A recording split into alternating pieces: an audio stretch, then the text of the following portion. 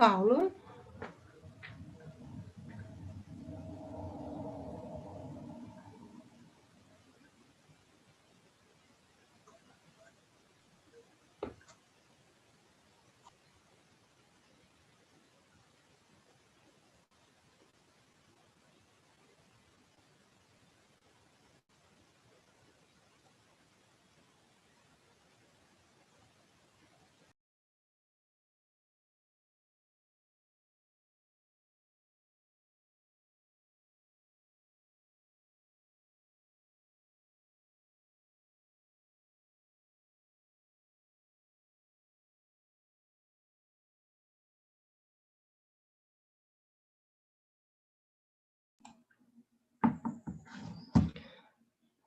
Pessoal, esperem só um pouquinho que a gente está fazendo uns ajustes técnicos e daqui a pouco a gente já começa, tá bom?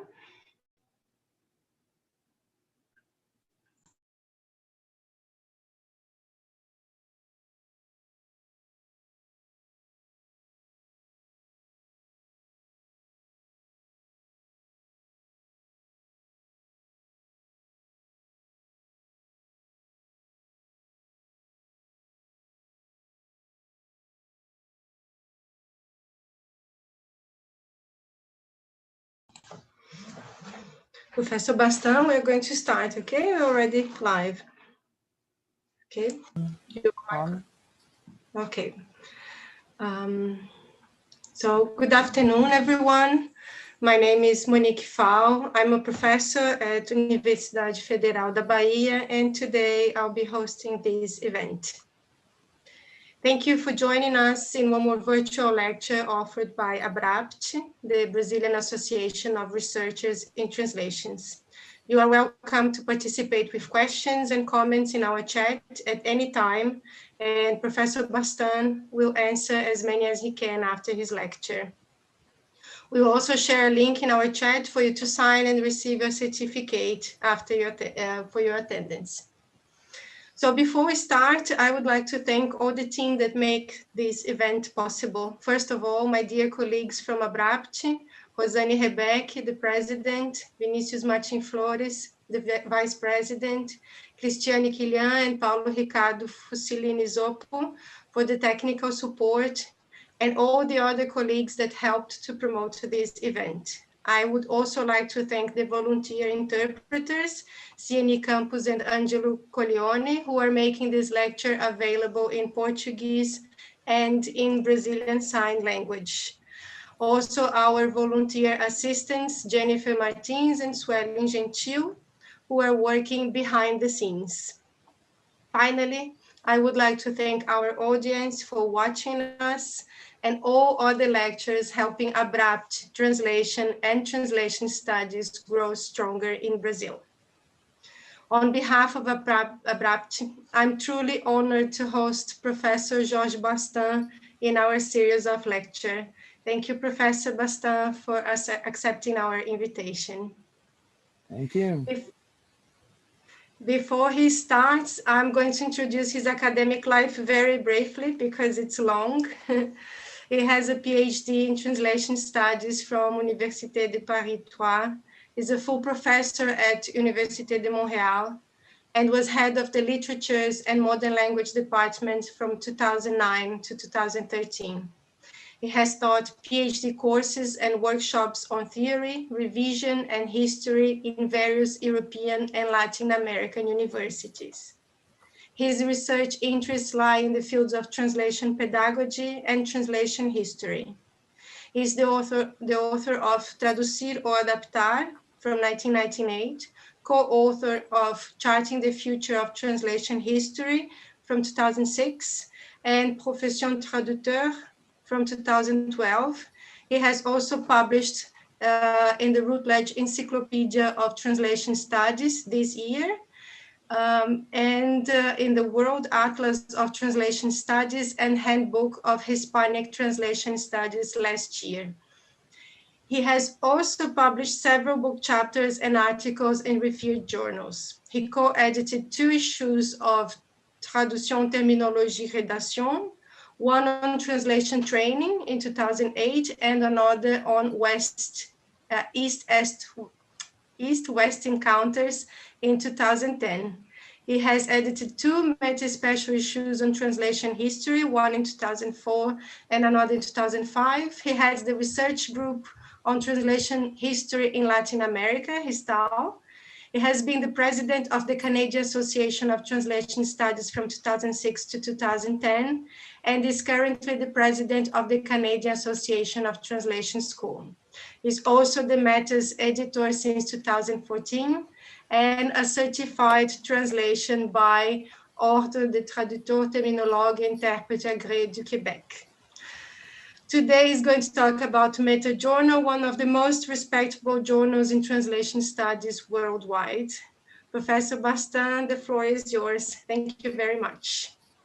Thank you very much for this invitation to Monique Pfau and to ABRAPT. It's a pleasure to participate in a ABRAPT activity, because this will be the 3rd time I participate. I was in the Congress in Florianopolis in 2013 and in the one in Uberlandia in 2016. And I think that Brazilian translation scholars must be very proud of this organization. Today, I'm not going to give a scientific talk. I'm going to tell you the history and the story of Mediadora, how it functions, and I will make some recommendations to future authors and researchers. So let us start. Meta is among the 5 maybe best journals in translation studies in the world. It's very international, but it belongs to the University of Montréal Department of Linguistics and Translation. And it is published online by erudit.org. It's printed by the University of Montreal Press, and it has not exactly 65 years of existence, you will see, because it really started in 1955, but not as Meta, as Journal des Traducteurs, founded and published by the Canadian Association of Certified Translators. This was the very, very beginning of translation as a profession in Canada. The objective was an information apparatus capable of promoting with efficiency and dignity the cultural, economic, and social interest of all members of the Canadian Association of Certified Translators and the many followers and friends that the art of translation can count on. It was intended to be the translator's authentic voice, sound, advisor, and fond friend. Now, the first issue of the Journal des Traducteurs was issued in October 55. It has 7 papers, 6 in French, 1 in English, and the topics were organization of the profession, translation in the world, because they received information from other countries, and opinions. One very funny thing is that in the Journal des Traducteurs, there were advertising. So you could have advertising for translators' office, for linguistic services, but also for tobacco, for food, and so on. And this is very strange for a Translators Journal. There were also competition, poems, pictures, and so on. Then, in 1956, it started being published by Université de Montréal, and the first director was Jean-Paul Vinet. You might know the name of Vinet from the famous Vinet and Darbernay compared stylistics of French and English. So he was the first real director of the Journal des Traducteurs, which was a technical journal aimed at letting know to the public and other specialists the problem related to translation.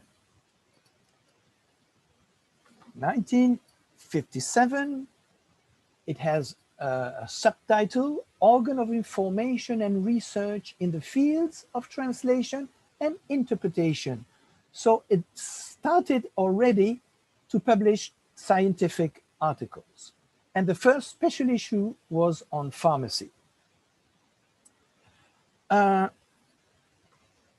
And we come to 66, when it passes to the University of Montreal Press and becomes Meta Journal des Traducteurs.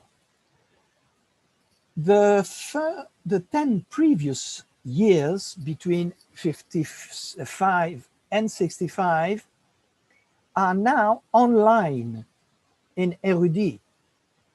Because if you go to erudit.org, you will see two sites.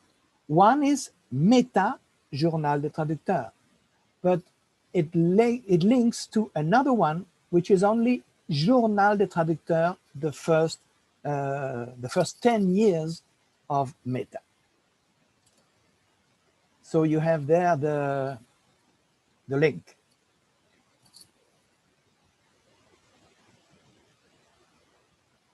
From 1967 to 2008,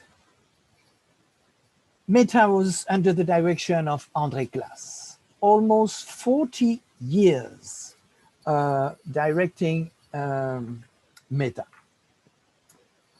This is the period for internationalization. It becomes internationally known. Much more core papers, I mean scientific papers.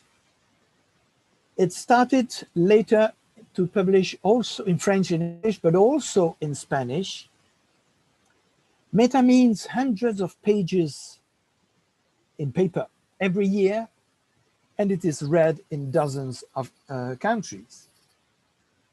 Some of the front cover, you can see one from 71, from the proceedings of an international colloquium, another one on psychoanalysis,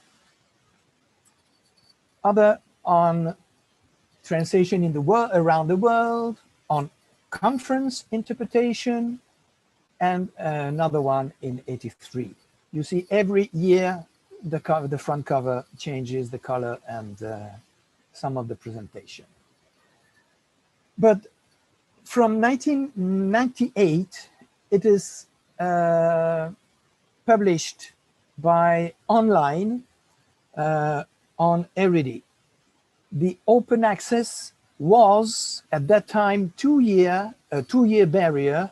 Now it's only 1 year, and we think that very soon it will be completely open access. Other front cover, you see here one issue on specialized on China, one which is for Jean-Paul Vinet, and another one for the 50th anniversary on history, translation history. Those, we call this the Claes years, because André Claes has been a tremendous pioneer and director of Meta. Unfortunately, André Claes is presently seriously ill, but an interview of him will appear in the next issue. After André Claas, from 2008-2014, my colleague Sylvie Vandal did a very great job in the direction of Meta. Since she modernized Meta, she designed a database which is quite friendly and very, very useful. I'll give some figures later on. She designed also a new style sheet and conceived a new evaluation form and other forms. So 6 years of a very hard job from Sylvie. And then I been appointed as director in 2014. You see there the poster of the 60th anniversary of Meta in 2015. Meta is also now on Facebook. You've got the address there. And now some statistics from this year.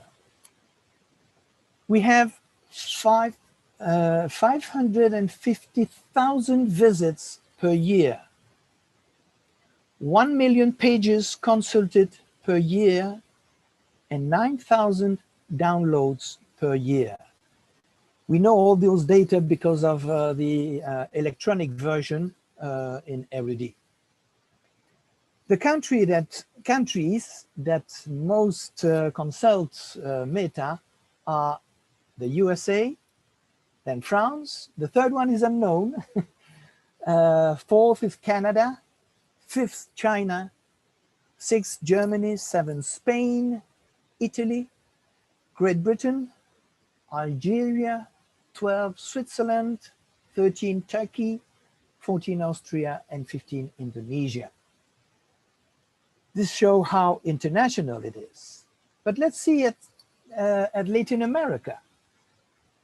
In the ranking I just gave, Mexico is number 22, Brazil 26, Peru 32, Colombia 40, Argentina 42, Chile 62, and Ecuador 63. And the Brazilian city with more hits in 2020 is Sao Paulo. But we have also hits from Rio de Janeiro, Minas Gerais, Rio Grande do Sul, Santa Catarina, and Bahia. About Brazil, articles related to Brazil in Meta. We have a special issue on Brazil. I don't know if you know it. It was called Translation and Terminology in Brazil, under the direction, the editorship of Maria da Graça Krieger de Rio Grande do Sul, with 14 articles and very big Brazilian names in translation studies.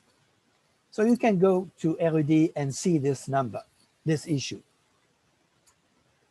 From the beginning of Meta, we have published 33 articles from Brazil or related to Brazil. You can see there the years and the number of issues per year. 96, you see that's the special issue, 14 articles and the presentation. So 33 articles from the beginning of Meta. We also have an in memoriam when Leah Weiler passed away in 2018. The topics dealt with in articles related to Brazil in Meta are very interesting to know. Literature, 17. Terminology, lexicography, 13. Theory, 6. Audiovisual, 3. Linguistics, teaching, 2. And interpreting and history, 1. This means that literature is leading And I think it's leading in Brazilian universities too, and in research in general.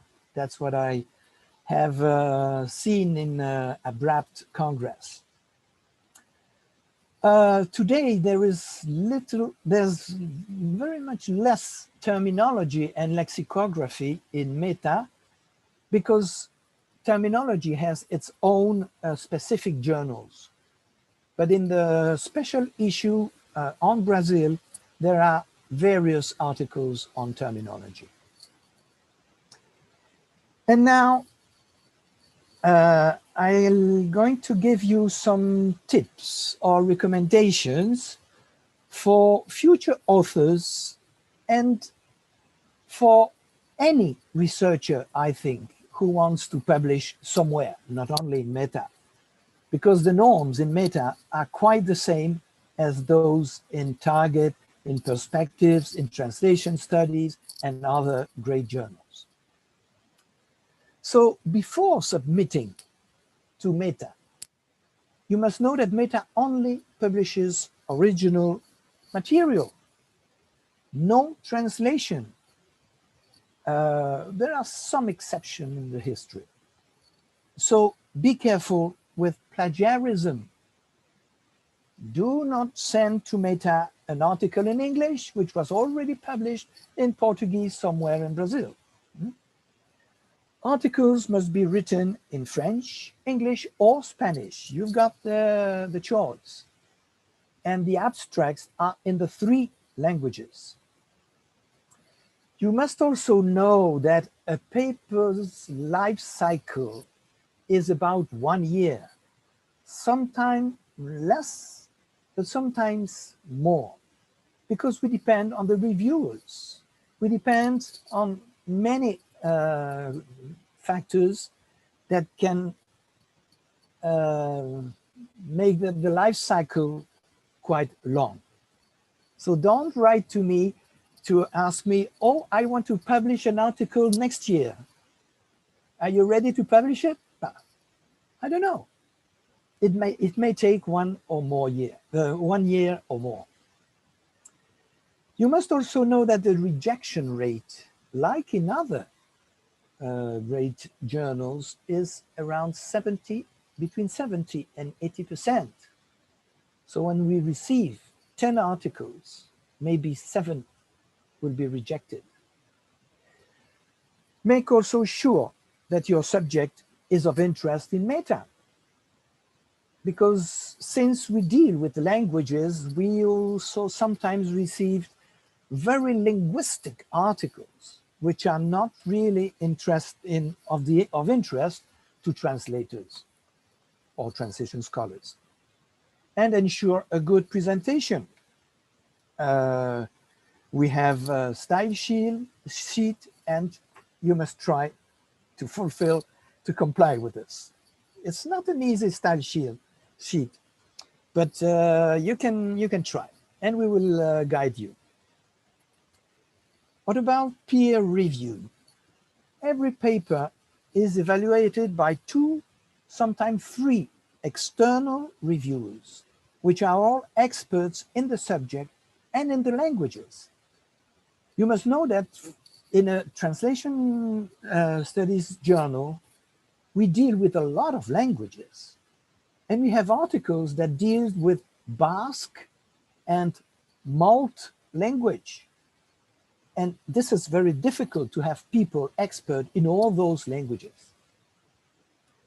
The Meta's database counts with 2,300 contacts and 650 reviewers in 35 countries. We only have 17 from Brazil and 50 who know Portuguese. Those figures are since the 2008, when Sylvie Vandal created the database.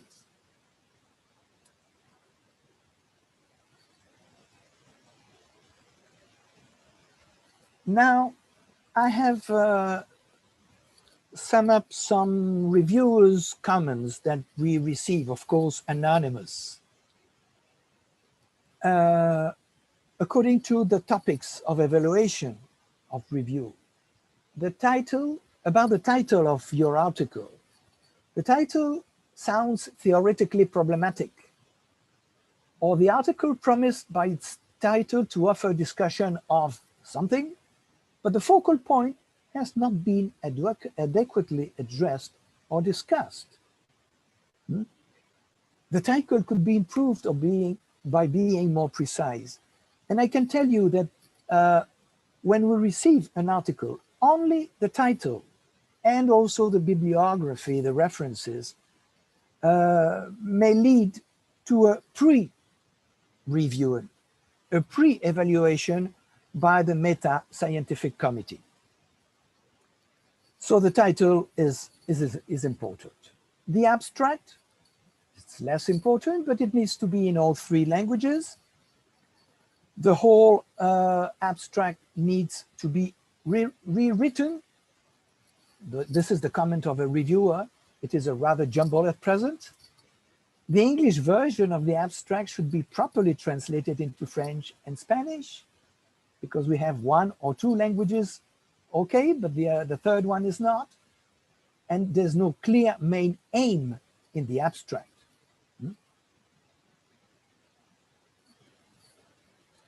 Let us see what the reviewers say about the introduction of an article. The introduction is far too brief.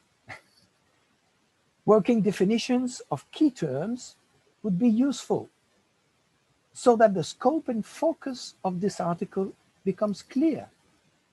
And you will see there are other comments on the definitions of terms. There is no background information, no definitions. It is clear what the article wishes to address, but the article could give more details regarding why this is important. The study is very interesting, well presented, but more attention should be given to making sure that all the terms are well defined and clear to the reader. So you see that the introduction is very, very important in an article. The main concepts must be clearly defined. Comments about the relevance of the subject. The topic has its significance for translation studies. However, some problems can be identified in the respect of textual organization. So the subject is not well organized. It's not coherent. The article's topic is an important one. It does, in fact, not have much attention in TS scholarship. So you might deal with a topic which has not been dealt with before, since it is important for translation studies. The location of research is interesting. However, the article does not explain the significance of this location. Why is it important to conduct the study in this location? It can be a department in a university, it can be an international organization, it can be a group of professionals or students. You have to explain the significance of the location. About the theoretical framework.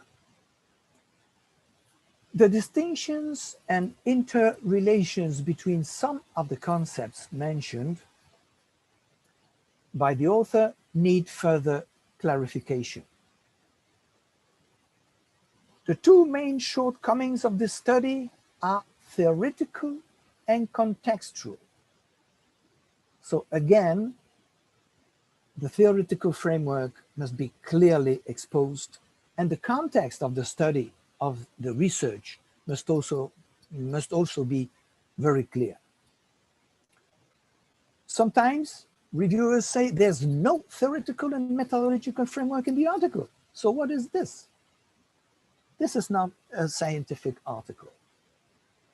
The article is felt to be just throwing terms and concepts around without really seriously coming down to discussion. That's what some call name dropping. just giving names, giving references, but no discussion, no interpretation. About references, the links with the specialized literature. Reviewers say one finds little engagement with the secondary literature. This is the academic references. Remarkably little is said about previous examination of the subject matter. Any article must have a state of the art. So say what has been done by others in this field.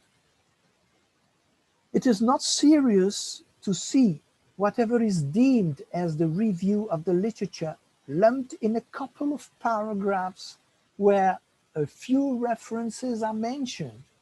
So the review of literature, the state of the art, must be as complete as possible. You must be aware of what has been done before.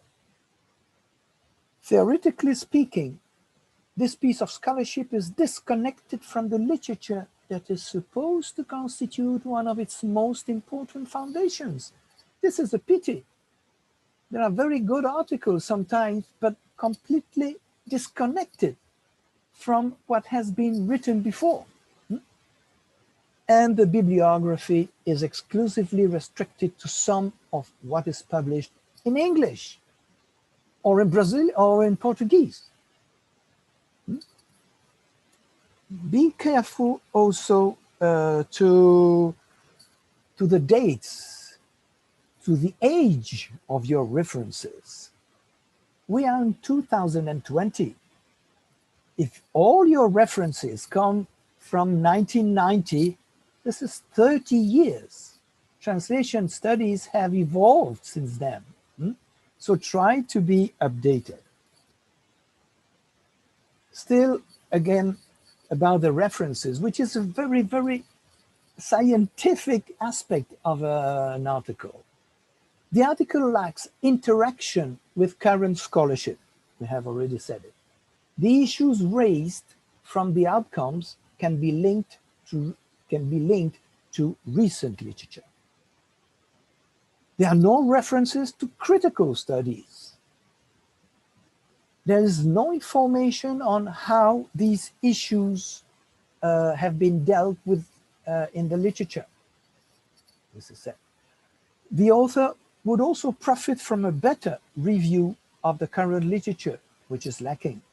You see, the update of the references. The author's knowledge of the literature seems to be very limited and does not include fundamental work carried out.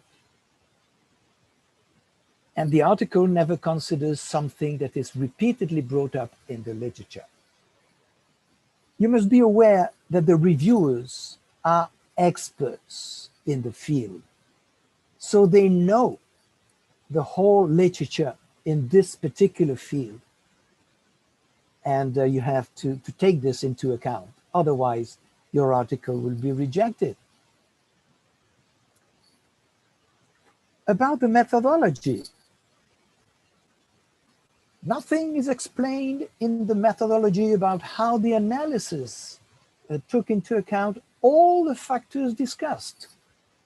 So you mentioned a lot of factors in your study, but the methodology focused on one or two. There's a problem. More explanation would be necessary about the method used. The approach is based on a limited, one-sided analysis that does not deliver either a comprehensive analysis of the translation or of its reception. This is very important too. The article is also seriously inadequate in its research methodology. In fact, one might as well doubt if there was any research methodology to talk about in the first place.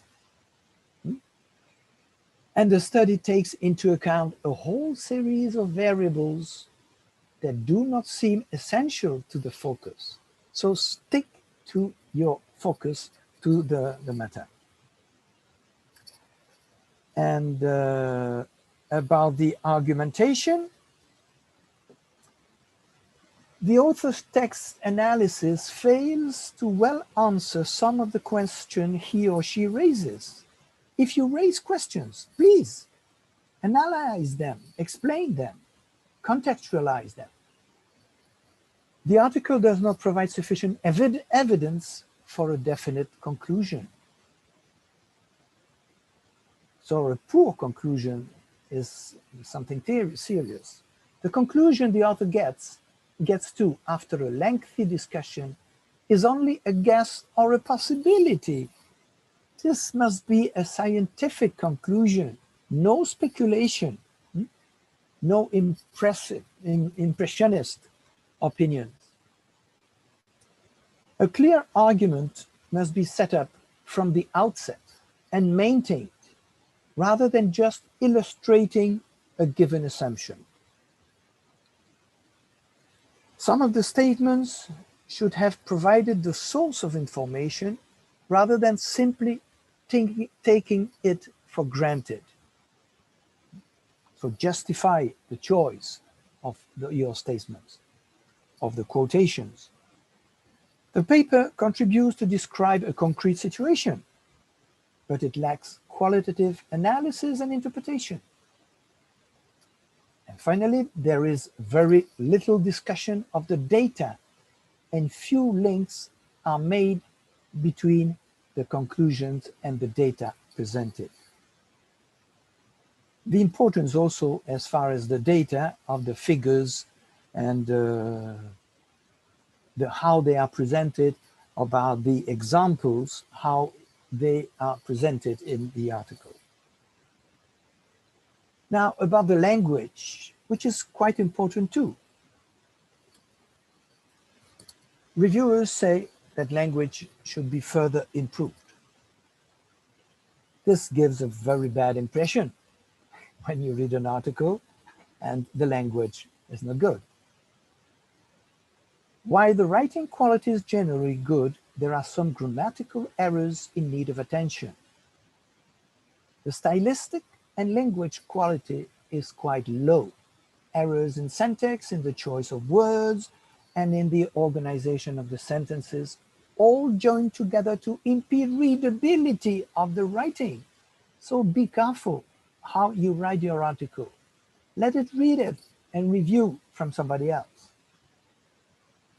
The article must be proofread to correct not only the English mistakes, but also to better describe some concepts.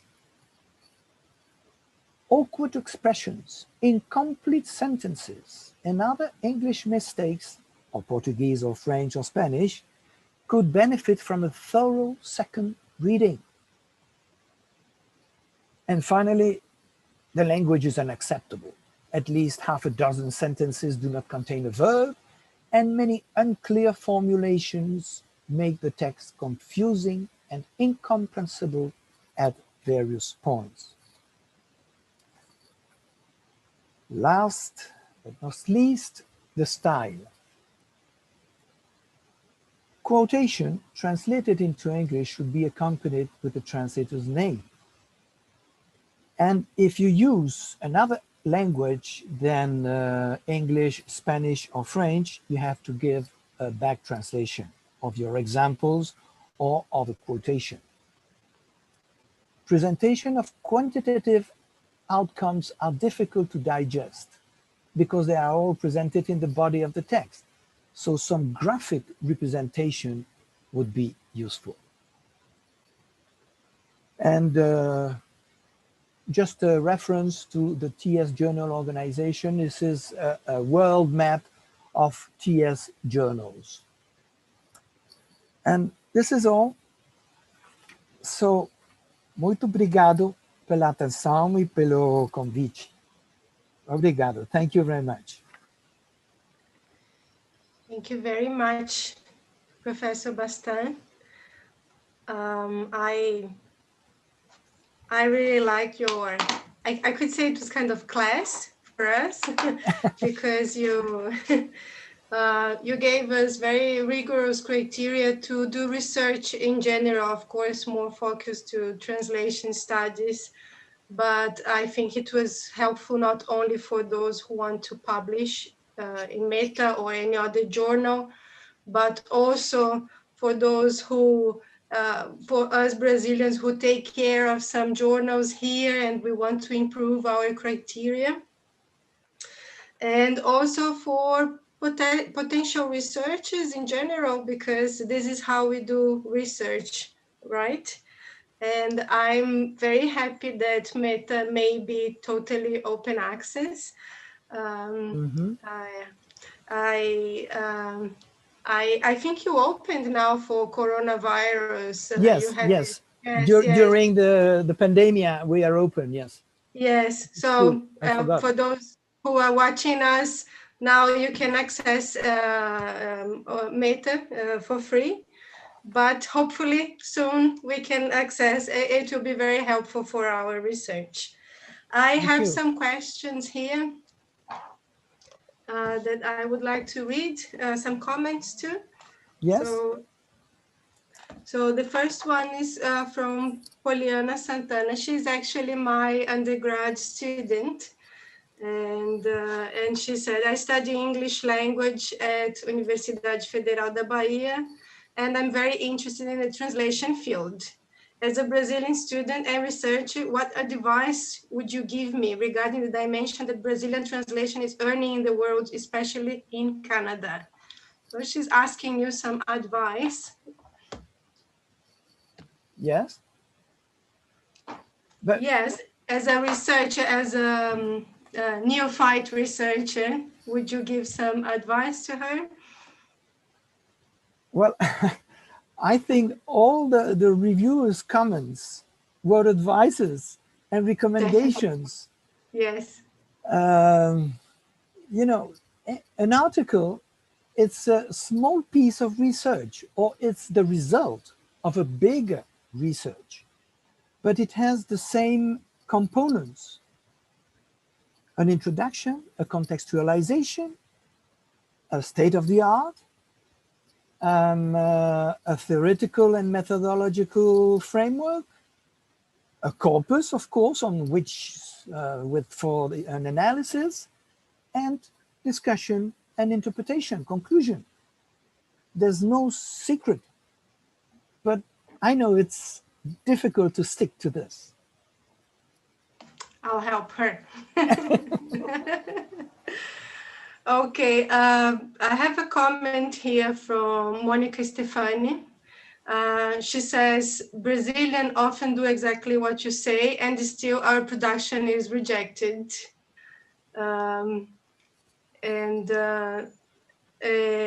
Najara, just to continue her comment, then it's a question from Najara Mitsuoka. She said, according to Brazilian related articles, would Meta be more interested in literature rather than issues such as sociology of translation, for instance? That's a good question.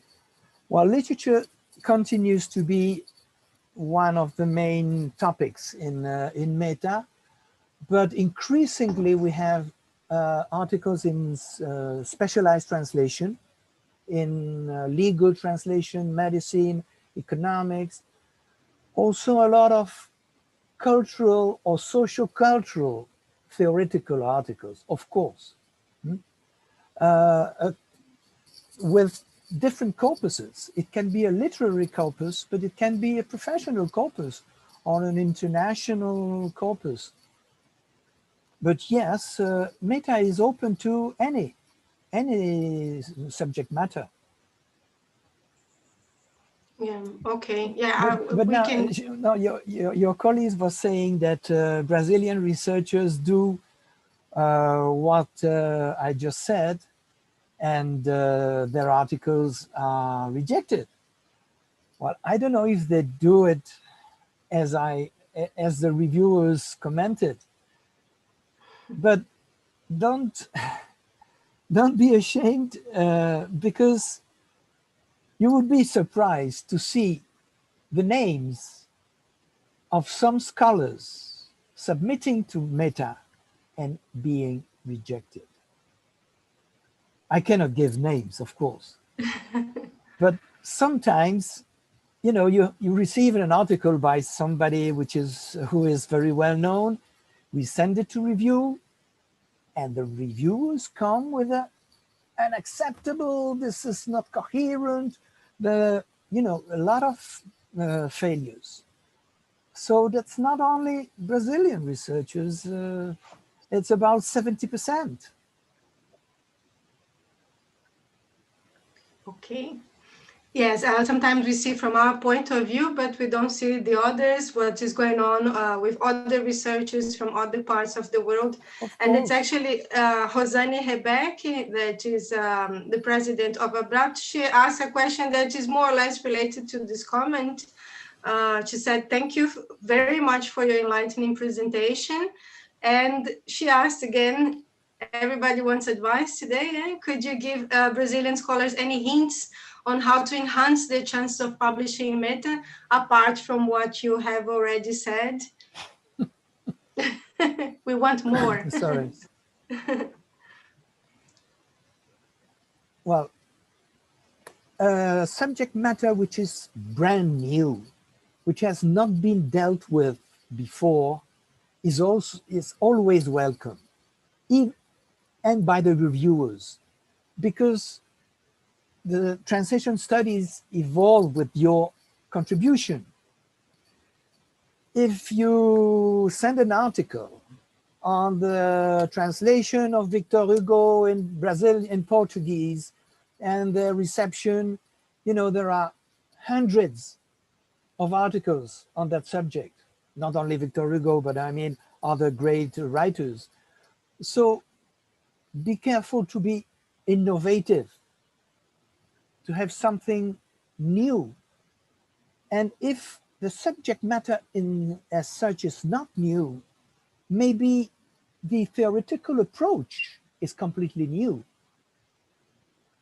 And Brazil has its own translation studies tradition, which is not well known in the world, unfortunately. But this is your fault. This is your fault. So you might take this kind of approach to deal with a very common subject. And this will advance, let the translation studies advance. The method also can be brand new, very original. The corpus can be new, or I mean, not very well known. This is difficult to give advices like this in general. Yes, of course, I understand that. But yes, we would like to publish more in Meta, so that's why we are interested. Thank you. I have another question from my colleague, Professor Elisa Morinaca. And she's also studies, she's in the field of history of translation. And her question is, history or historiography in Brazilian papers is really low. Is it the same for other countries, or is it a reflection of Meta's interest? It is of a great interest for me, personally, and for Meta, of course. We have 2 special issues on history of translation worldwide. And there are articles from Brazilian there. There are countries that are very, very good in researching history. Canada is one. Spain is maybe the best one. Spain has investigated history quite a lot, really. And they have a lot of major publications in history, dictionaries and so on.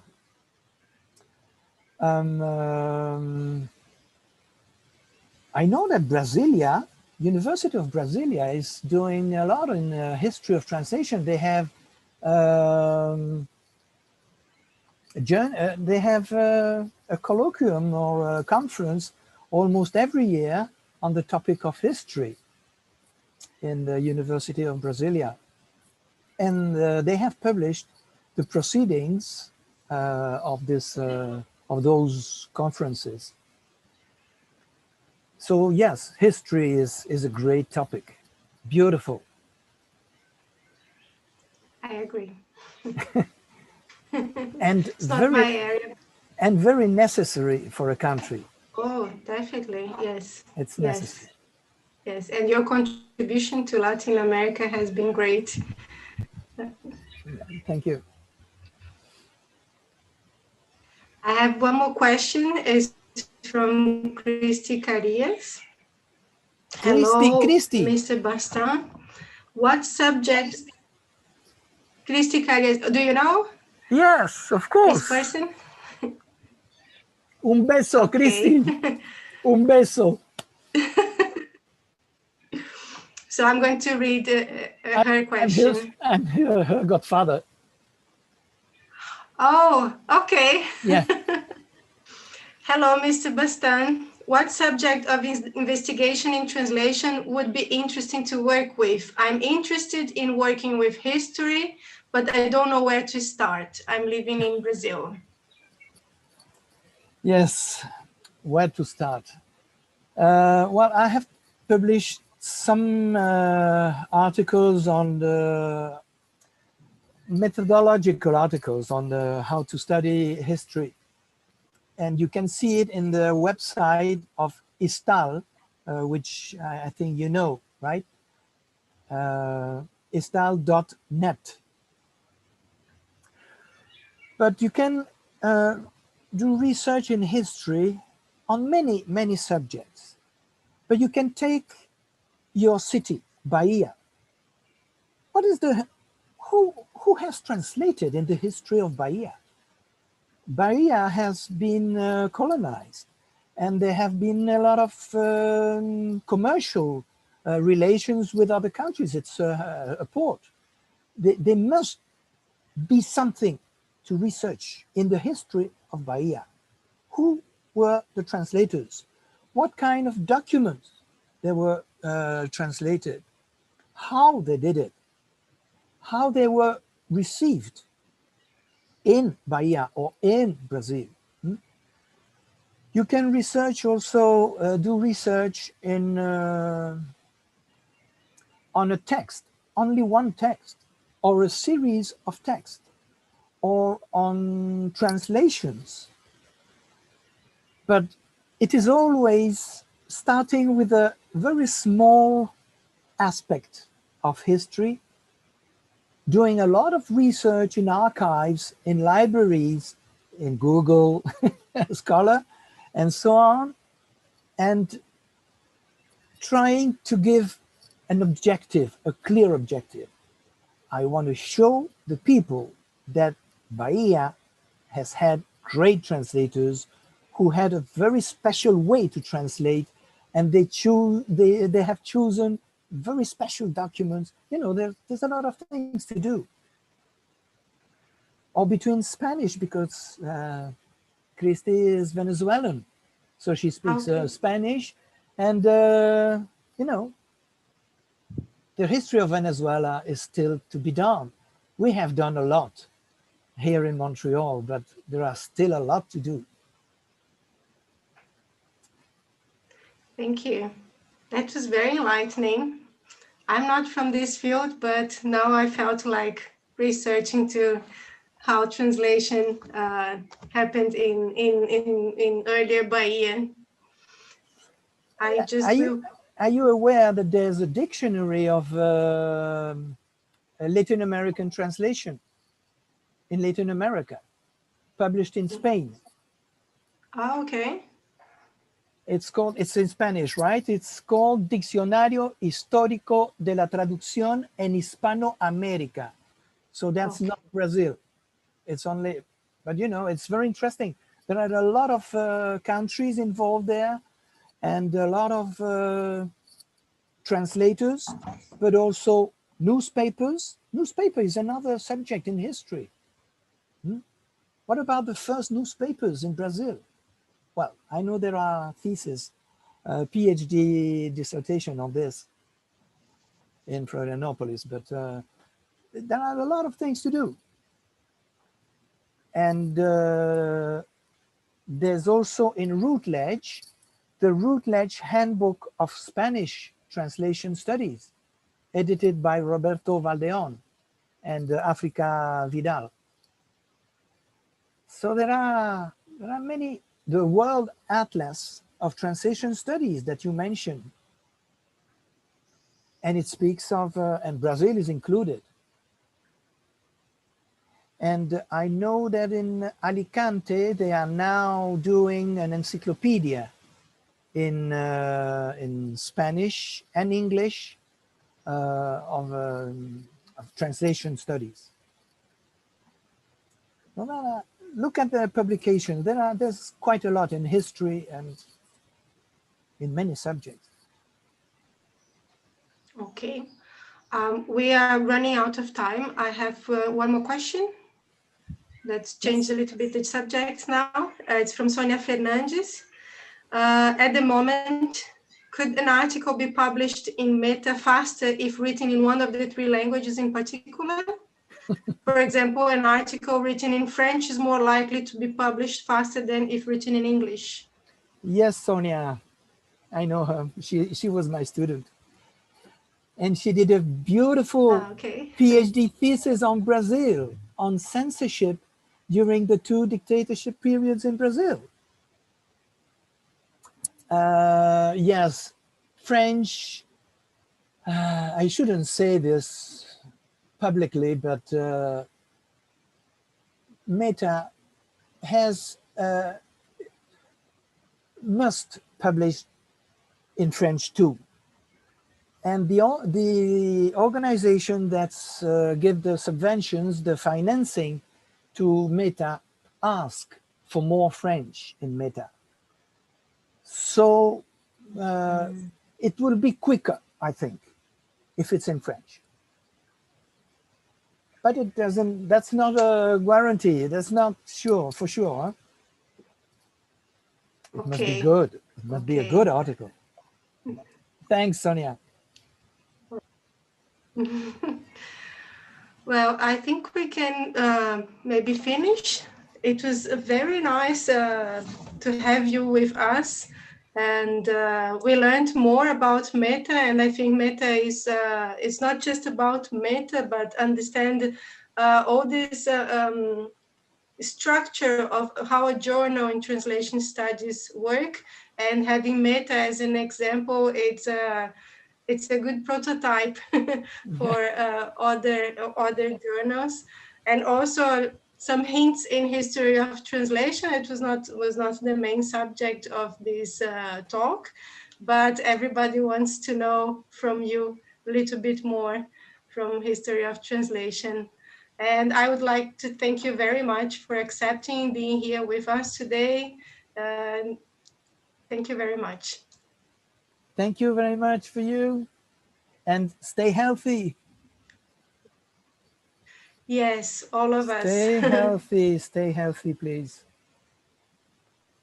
And maybe later we can have a meeting in Bahia or in Rio Grande do Sul. Ojalá, ojalá, as they say in Ojalá. Spanish. Okay, so bye-bye, and thank you very much. Bye-bye. Bye-bye.